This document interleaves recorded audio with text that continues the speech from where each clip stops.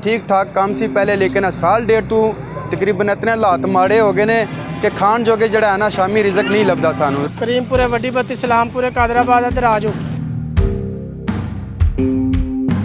पहले थोड़े काम ਹੁੰਦਾ ਸੀ ਤੇ ਹੁਣ ਬਿਲਕੁਲ ਕੰਮ ਹੈ ਹੀ ਕੋਈ ਨਹੀਂ ਤੇ ਤੱਕੋ ਤੱਕ ਹੀ ਜਨਾਬ ਲਿਆ ਰਕਸ਼ੇ ਜਨਾਬ ਲੋਕੀ ਬਣਾਈ ਜਾਂਦੇ ਕੋਈ ਚੱਕਰ ਨਹੀਂ ਲਗਾਇਆ ਤੇ ਬਿਲਕੁਲ ਜ਼ੀਰੋ ਤੇ ਗਿਆ ਸਵੇਰ ਦਾ ਅਸਰੀ ਬੈਠੀ ਅਗਰ ਕਾਰੋਬਾਰ ਦੇ ਹਾਲਾਤ ਹੁੰਦੇ ਇਹ ਰਸਕੇ ਵਾਲੇ ਸਾਰੇ ਇੱਥੇ ਇਕੱਠੇ ਹੋ ਕੇ ਖਲੋਤੇ ਹੁੰਦੇ 2000-1500 ਦੀ ਗੱਡੀ ਪਹਿਲੇ ਵਾਹ ਕੇ ਜਾਂਦੇ ਸੀ, ਕਾਫੀ ਨਿਜ਼ਾਮ ਠੀਕ ਸੀ। ਹੁਣ 700 800 600 500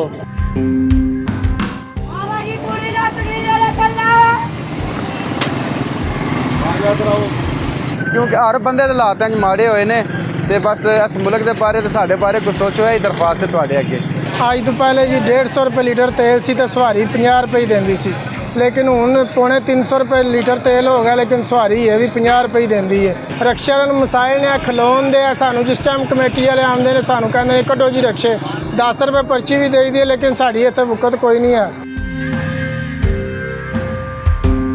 ਇੱਕ ਦੋ ਕਮੇਟੀ ਵਾਲਾ ਆਵੇ ਉਹਦੇ ਹੱਥ 'ਚ ਸੂਆਂ ਜੀ, ਉਹ ਮਾਰਦੇ ਨੇ, ਸਾਡੇ ਟਾਇਰ ਪੰਚਰ ਕਰਕੇ ਟੁਰ ਜਾਂਦੇ ਨੇ। पाकिस्तान भर में चिंगची रिक्शा एक सस्ती तरीन सवारी समझी जाती है कि जो आम तौर पर एक सफ़ेद पोश तबके की दस्तरस में है।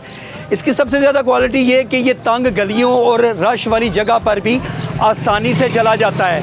पाकिस्तान के मुख्तलिफ़ इलाकों में गाँव में कसीर तादाद में चिंगची रिक्शा जो है वो मौजूद हैं, लेकिन इसके साथ एक प्रॉब्लम ये भी आ रही है कि एक छोटे से शहर में एक बंदा अगर रिक्शा लेता है तो उसका देखा देखी दूसरा तीसरा, और ये तादाद छोटे छोटे शहरों में बढ़कर 500 के करीब चली गई है कमोबेश। बहुत ज़्यादा मसाइल का शिकार हैं बेचारे ये रिक्शा ड्राइवर जो सारा दिन आते हैं तपती धूप में बिल्कुल खाली हाथ, कभी 200 कभी 400 कमा कर जाते हैं। क्या मसाइल हैं इनके, इन पर आज बात करेंगे सारी इस वीडियो में, तो चलिए मेरे साथ। ਮੇਰਾ ਨਾਮ ਮੁਹੰਮਦ ਇਸਾਕ ਹੈ ਤੇ ਮੈਂ 5 ਸਾਲ ਹੋ ਗਏ ਨੇ ਮੈਨੂੰ ਰਕਸ਼ਾ ਚਲਾਉਂਦਿਆਂ। ਪਹਿਲੇ ਥੋੜਾ ਕੰਮ ਹੁੰਦਾ ਸੀ ਤੇ ਹੁਣ ਬਿਲਕੁਲ ਕੰਮ ਹੈ ਹੀ ਕੋਈ ਨਹੀਂ ਤੇ ਤੱਕੋ ਤੱਕ ਹੀ ਜਨਾਬ ਲਿਆ ਰਕਸ਼ੇ ਜਨਾਬ ਲੋਕੀ ਬਣਾਈ ਜਾਂਦੇ। ਜਿਹਨੇ ਵੇਖਿਆ ਨਾ ਇੱਕ ਫੇਰਾ ਲਾ ਕੇ ਜਾਂਦਾ, ਦੂਜੀ ਵਾਰੀ ਕਹਿੰਦਾ ਉਹ ਤੁਮੀ ਬੁਲਾ ਫਲਾਣਿਆ, ਉਹ ਐਸੇ ਤਰ੍ਹਾਂ ਹੀ ਕਰਕੇ ਤੇ ਰਕਸ਼ੇ ਜਨਾਬ ਲਿਆ ਤੇ ਢੇਰ ਹੀ ਵਕਤ ਕਿਹੜੀ ਗਲੀ ਨਹੀਂ ਜਨਾਬ ਲਿਆ ਜਿੱਥੇ 5-6 ਰਕਸ਼ੇ ਨਿਕਲਦੇ।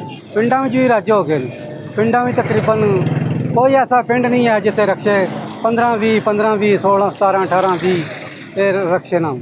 ਪਹਿਲੇ ਮਜ਼ਦੂਰੀ ਠੀਕ ਹੀ ਅਲਹਮਦੁਲਿਲਾ ਹਰ ਬੰਦਾ ਖਾ ਲੈਂਦਾ ਸੀ। ਮੈਂ ਸ਼ਾਮ ਤੱਕ ਤਕਰੀਬਨ 2500-3000 ਲੈ ਜਾਂਦਾ ਸੀ ਤੇ ਹੁਣ ਤੇ ਸਵੇਰ ਦਾ ਜਿੰਨਾ ਪਹਿਲੇ ਖਲੋਤੇ ਜੇ ਤੇ ਤੇਲ ਵੀ ਆਪਣੇ ਪੱਲੂ ਪਾਉਂਦੇ, ਕੋਈ ਚੱਕਰ ਨਹੀਂ ਲਗਾਇਆ ਤੇ ਬਿਲਕੁਲ ਜ਼ੀਰੋ ਤੇ ਗਿਆ ਸਵੇਰ ਦਾ ਅਸਰੀ ਬੈਠੀ। ਇਹ ਰਕਸ਼ਾ ਅੱਜ ਕੱਲ੍ਹ ਕਿੰਨੇ ਦਾ ਆ ਰਿਹਾ ਨਵਾਂ? ਅੱਜ ਕੱਲ੍ਹ ਨਵਾਂ ਤਕਰੀਬਨ 2.5-3 ਲੱਖ ਦਾ ਆ ਰਿਹਾ। ਅੱਗੇ ਆਉਂਦਾ ਸੀ 1.25 ਲੱਖ ਦੇ ਵਿੱਚ ਆ ਜਾਂਦਾ ਸੀ, ਹੁਣ 2.5-3 ਲੱਖ ਵਿੱਚ ਹੋਇਆ ਹੈ। ਉਹ ਇਸ ਗੱਲੇ ਹੋਇਆ ਹੈ 2.5-3 ਲੱਖ ਵਿੱਚ ਹਰ ਬੰਦਾ ਹੀ ਲੈਣ ਲੱਗ ਪਿਆ। ਮੈਂ ਇਹ ਵੀ ਮਸ਼ਵਰਾ ਦਿਆਂਗਾ ਕਿ ਇਹਦੇ ਨਾਲ ਬਿਹਤਰ ਹੈ ਕੋਈ ਹੋਰ ਕੁਛ ਹੈ ਕੰਮ ਕਰ ਲੈਣ ਤੇ ਰਕਸ਼ੇ ਹੱਲ ਨਾ ਸਟੇਸ਼ਨ ਚੌਕ ਤੋਂ ਲੈ ਕੇ ਤੋੜ ਸਬੜ ਮੰਡੀ ਤੱਕ ਤੇ ਤਕਰੀਬਨ ਸਾਰੇ ਰਕਸ਼ੇ ਵਾਲੇ ਖਲੋਤੇ ਨੇ। ਕੋਈ ਇੱਕ ਸਵਾਰੀ ਲੈ ਕੇ ਜਾ ਰਿਹਾ, ਕੋਈ ਖਲੋਤੇ ਹੈ।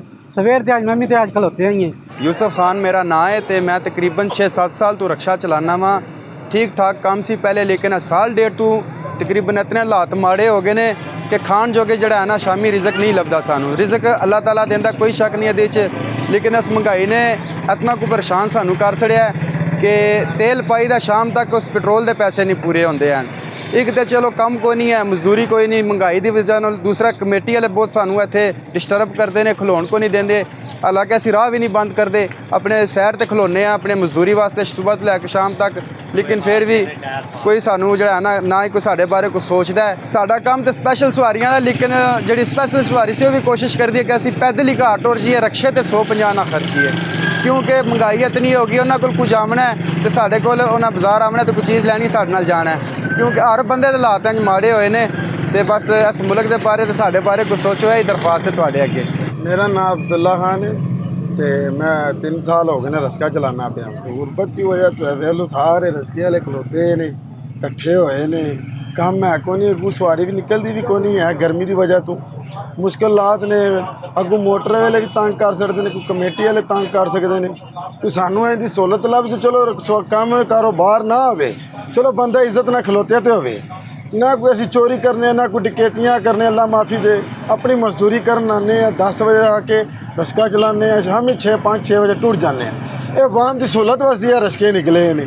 ਜੇ ਵਾਹਨ ਦੀ ਸਹੂਲਤ ਵਾਸਤੇ ਨਾ ਨਿਕਲਣ ਤਾਂ ਬੰਦੇ ਕੀ ਕਰਨ? ਅੱਗੋਂ ਕੰਮ ਕੋਈ ਨਹੀਂ ਹੈ, ਮਹਿੰਗਾਈ ਇੰਨੀ ਕੋਈ ਹੋਈ ਹੈ, ਕੋਈ ਸਮਝ ਤੋਂ ਬਾਹਰ ਹੋਈ ਹੈ। ਇਹ ਤੁਸੀਂ ਆਪਣੇ ਹਾਲਾਤ ਵੇਖ ਸਕਦੇ ਹੋ। ਅਗਰ ਕਾਰੋਬਾਰ ਦੇ ਹਾਲਾਤ ਹੁੰਦੇ, ਇਹ ਰਸਕੇ ਵਾਲੇ ਸਾਰੇ ਇੱਥੇ ਇਕੱਠੇ ਹੋ ਕੇ ਖਲੋਤੇ ਹੁੰਦੇ, ਇੱਥੇ ਕਿ ਰਸਕਾ ਵੀ ਨਹੀਂ ਸੀ ਨਜ਼ਰ ਆਉਣਾ ਹੁੰਦਾ। ਇਹ ਸਾਰੇ ਹੁਣ ਕਾਰੋਬਾਰ ਜਿਨ੍ਹਾਂ ਦੇ ਨਹੀਂ ਹੈ, ਇਕੱਠੇ ਹੋਏ ਨੇ ਵਿਚਾਰੇ, ਵੀ ਗਰੀਬੀ ਦੀ ਵਜ੍ਹਾ ਤੋਂ ਤੰਗ ਹੋਏ ਨੇ ਬੰਦੇ। ਹੁਣ ਕੀ ਕਰਨ? ਮਜਬੂਰੀ ਇਹਨਾਂ ਦੀ ਵੀ ਹੈ। ਕੋਈ ਮਿਹਰਬਾਨੀ ਇਹਨਾਂ ਨੂੰ ਕੋਈ ਅੱਡਾ ਬਣਾ ਕੇ ਦਿਓ, ਇਹਨਾਂ ਨੂੰ ਕੋਈ ਸਹੂਲਤ ਬਣਾ ਕੇ ਦਿਓ, ਕੋਈ ਤੰਗ ਨਾ ਹੋ ਜਾਣ। ਇਹ ਮਿਹਰਬਾਨੀ ਹੁਕੂਮਤ ਵਾਸਤੇ, ਮਿਹਰਬਾਨੀ ਕਰ ਦਿਓ। ਤਕਰੀਬਨ 20 ਸਾਲ ਹੋ ਗਏ ਨੇ ਮੈਨੂੰ ਰਕਸ਼ੇ ਦਾ ਚਲਾਉਂਦੇ ਆ, ਤੇ ਹੋਰ ਕੋਈ ਕੰਮ ਸਿੱਖਿਆ ਕੋਈ ਨਹੀਂ ਹੈ। ਇਹ ਰਕਸ਼ਾ ਚਲਾਉਣਾ ਆ, ਬੜੇ ਨਾਰਮਲ ਹਾਲਾਤ ਨੇ, ਬਹੁਤ ਜ਼ਿਆਦਾ ਰਕਸ਼ੇ ਨੇ। ਇਸ ਵਜ੍ਹਾ ਨਾਲ ਕਦੇ ਪੈਟਰੋਲ ਪੱਲਿਓਂ ਪਾ ਕੇ ਜਾਣਾ ਪੈਂਦਾ, ਕਦੇ ਕੋਈ 500-700 ਲੱਭ ਜਾਂਦਾ। ਅਲਹਮਦੁਲਿਲਾ ਘਰ ਦਾ ਨਿਜ਼ਾਮ ਚੱਲਦਾ ਪਿਆ, ਸ਼ੁਕਰ ਅਲਹਮਦੁਲਿਲਾ। ਲੇਕਿਨ ਹਾਲਾਤ ਬਹੁਤ ਖਰਾਬ ਨੇ। 2000-1500 ਦੀ ਗੱਡੀ ਪਹਿਲੇ ਵਾਹ ਕੇ ਜਾਂਦੇ ਸੀ, ਕਾਫੀ ਨਿਜ਼ਾਮ ਠੀਕ ਸੀ। ਹੁਣ 700, 800, 600, 500 ਐਨੀ ਗੱਡੀ ਵਾਹ ਕੇ ਜਾਂਦੇ ਆ। ਮਸਾਂ ਪੈਟਰੋਲ ਪੂਰਾ ਹੁੰਦਾ, ਕੋਈ ਘਰ ਦਾ ਨਿਜ਼ਾਮ ਥੋੜ੍ਹਾ ਬਹੁਤਾ। ਅੱਜ ਤੋਂ ਪਹਿਲੇ ਜੀ 150 ਰੁਪਏ ਲੀਟਰ ਤੇਲ ਸੀ ਤੇ ਸਵਾਰੀ 50 ਰੁਪਏ ਹੀ ਦਿੰਦੀ ਸੀ, ਲੇਕਿਨ ਹੁਣ ਪੌਣੇ 300 ਰੁਪਏ ਲੀਟਰ ਤੇਲ ਹੋ ਗਿਆ, ਲੇਕਿਨ ਸਵਾਰੀ ਇਹ ਵੀ 50 ਰੁਪਏ ਹੀ ਦਿੰਦੀ ਹੈ। ਹੁਣ ਜਿਹਨੂੰ ਵੀ ਕੋਈ ਕੰਮ ਨਹੀਂ ਨਾ, ਉਹ ਕਹਿੰਦਾ ਜੀ ਰਕਸ਼ਾ ਬਣਾ ਲਓ। ਇਹ ਹੁਣ ਪੂਰੀ ਲਾਈਨ 'ਚ 150-200 ਰਕਸ਼ਾ ਲੱਗੇ ਆ, ਸਾਰੇ ਹਾਲਮ ਦੇ ਹਾਲੀ ਨੇ। ਇੱਕ ਤੇ ਰਕਸ਼ੇ ਤੇ ਸਵਾਰੀ ਬੈਠੀ ਹੈ, 50 ਰੁਪਏ ਸਵਾਰੀ ਆ। ਇੱਕ ਨੇ ਜਾਣਾ ਤੇ ਦੂਸਰਿਆਂ ਦਾ ਨੰਬਰ ਆਉਣਾ। ਤਾਂ ਤੁਸੀਂ ਵੇਖ ਸਕਦੇ ਹੋ ਬਈ ਅਸੀਂ ਹਾਲਾਤ ਜਿਸ ਤਰ੍ਹਾਂ ਦੇ ਹੈ ਨੇ, ਗੁਜ਼ਾਰਾ ਕਰ ਰਹੇ ਹਾਂ। ਸਾਹਮਣੇ ਹੁਣ ਗੋਸ਼ਤ ਦਾ ਰੇਟ, ਜਿਹੜੀ ਚੀਜ਼ ਦਾ ਰੇਟ ਫਿਕਸ ਹੈ। ਸਵੇਰ ਅਸੀਂ 7:30 ਵਜੇ ਆਉਂਦੇ ਜੇ ਤੇ ਸ਼ਾਮੀ ਤਕਰੀਬਨ 7:30 ਜਾਂਦੇ ਜੇ। 800 ਤੋਂ 1000 ਰੁਪਏ ਦੀ ਦਿਹਾੜੀ ਲਾਈ ਦੀ ਹੈ। ਰਕਸ਼ਿਆਂ ਨੂੰ ਮਸਾਇਲ ਨੇ, ਖਲੋਣ ਦੇ ਆ। ਸਾਨੂੰ ਜਿਸ ਟਾਈਮ ਕਮੇਟੀ ਵਾਲੇ ਆਉਂਦੇ ਨੇ, ਸਾਨੂੰ ਕਹਿੰਦੇ ਨੇ ਕੱਢੋ ਜੀ ਰਕਸ਼ੇ, 10 ਰੁਪਏ ਪਰਚੀ ਵੀ ਦੇਈ ਦੀ ਹੈ, ਲੇਕਿਨ ਸਾਡੀ ਇੱਥੇ ਵੁਕਤ ਕੋਈ ਨਹੀਂ ਹੈ। ਅਸੀਂ ਖਲੋਨੇ ਆ ਸਾਰੇ ਲਾਈਨ ਵਿੱਚ। 1-2 ਕਮੇਟੀ ਵਾਲਾ ਆਵੇ, ਉਹਦੇ ਹੱਥ 'ਚ ਸੂਆਂ ਜੀ, ਉਹ ਮਾਰਦੇ ਨੇ, ਸਾਡੇ ਟਾਇਰ ਪੈਂਚਰ ਕਰਕੇ ਟੁਰ ਜਾਂਦੇ ਨੇ। ਅਸੀਂ ਫਿਰ ਧਰੂੰਦੇ ਲੈ ਜਾਂਦੇ ਆ ਪੈਂਚਰ ਵਾਲੇ ਕੋਲ, ਵਿੱਚ ਸਾਡਾ ਪੈਂਚਰ ਲੱਗ ਜੇ। ਤੇ ਹਾਲਾਤ ਬਹੁਤ ਹੀ ਖਰਾਬ ਨੇ ਜੀ ਸਾਡੇ, ਖਾਸ ਕਰਕੇ रक्षा वालों दे। मेहरबानी करो साढ़े तो ज़रा सारे हालात पे। ये थी दास्तान चिंगची रक्शे वाले ड्राइवर हजरात की। उनका कहना यही है कि जब एक बंदा देखता है कि चिंगची रक्शे के ऊपर एक बंदा सवारियां लेके जा रहा, तो देखा देखी दूसरा बंदा भी बिल्कुल कहता है कि शायद इसमें कितनी कमाई हो। और ये देखते ही देखते अब लाला मूसा शहर का ये अहवाल है कि कमोबेश 500 से ज़ायद रक्शे सिर्फ लाला मूसा शहर की हदूद में हैं। ड्राइवर हजरात का ये भी कहना था कि जब पेट्रोल 150 रुपये लीटर था तब भी सवारी वही पैसे देती थी, और अब जब के पेट्रोल काफ़ी ज़्यादा महंगा है, सवारी की सक्कत ही इतनी है कि अब भी उसका दिल होता है कि 150 में भी ये हमें लेके जाए। तो ये थी स्टोरी इन रक्षा ड्राइवर्स की, जो कि सुबह से शाम तक बेचारे कस्टमर की तलाश में गर्मी में बैठे रहते हैं, और इस आस पर घर से आते हैं कि शायद हमें भी ज़्यादा सवारियां मिले और हम घर जाकर अपने बच्चों का पेट पाल सकें। ये थी आज की स्टोरी। अब तक के लिए इतना ही। अपने मेज़बान इरफान अदरीस को दीजिए इजाज़त।